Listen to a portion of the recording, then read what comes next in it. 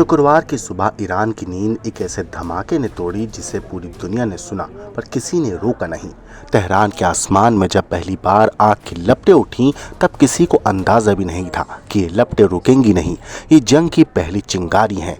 इस हमले की शुरुआत सिर्फ बमों से नहीं हुई, ये एक रणनीति थी, एक मिशन जिसमें टारगेट थे ईरान के परमाणु ठिकाने, तेल और गैस के कमर और वो इमारतें जिनमें जिंदगी की उम्मीद थी।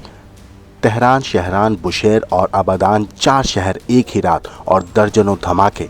इजरायली फाइटर जेट्स की गड़गड़ाहट ने ईरानी रात को नर्क में तब्दील कर दिया। और फिर आया वो पल जब शहरान के आसमान ने चीख कर कहा, यहाँ सिर्फ तेल नहीं जला, यहाँ एक मुल्क की हिम्मत को चुनौती दी गई है। शुक्रवार सुबह इजराइल ने ईरानी शहरों पर बम और बारूद की जो बौछार की वो रविवार आते आते और भी भीषण हो गई। इजराइल के निशाने पर एक साथ ईरान के कई सैन्य परमाणु ठिकाने आ गए। ताज़ा हमला तेल और गैस डिपो पर हुए। कमोबेश सभी परमाणु ठिकानों को निशाना बनाने के बाद इजराइल ने ईरान की ऑयल ताकत को कमज़ोर करने की ठानी।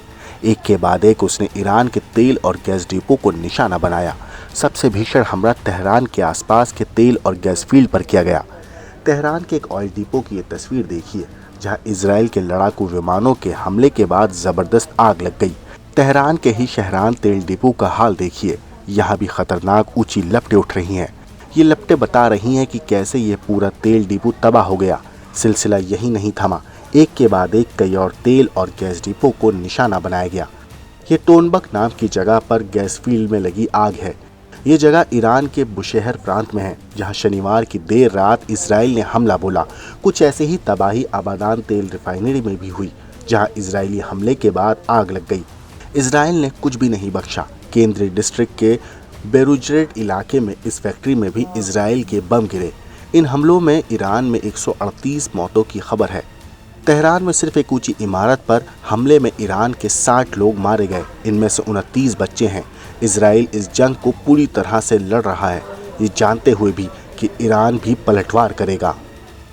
पर क्या अब इतिहास खुद को दोहराएगा या फिर हम उस मोड़ पर खड़े हैं जहां से तीसरे विश्व युद्ध की दहलीज बस एक कदम दूर है। ब्यूरो रिपोर्ट, क्राइम तक।